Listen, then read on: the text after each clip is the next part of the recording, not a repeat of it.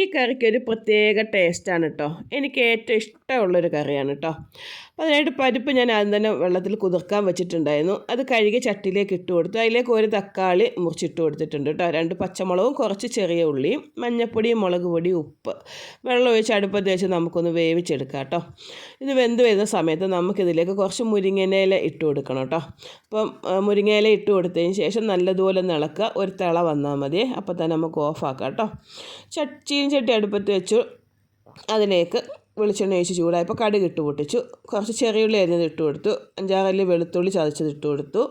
ഒന്ന് മൂത്ത് വരുന്ന സമയത്ത് നമുക്കിതിലേക്ക് കുറച്ച് കറിവേപ്പിലയും കുറച്ച് ചില്ലി ഫ്ലേക്സും കൂടി ഇട്ട് കൊടുക്കണം കേട്ടോ.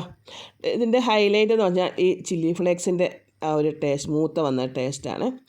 മൂത്ത് വരുമ്പോൾ ഇതങ്ങോട്ടേക്ക് ഒഴിച്ചു കൊടുക്കുക, നല്ലതുപോലെ ഇളക്കുക. ഇതാണ് നമ്മുടെ പരിപ്പ് മുരിങ്ങയില താളിപ്പ്. സൂപ്പർ ടേസ്റ്റാട്ടോ.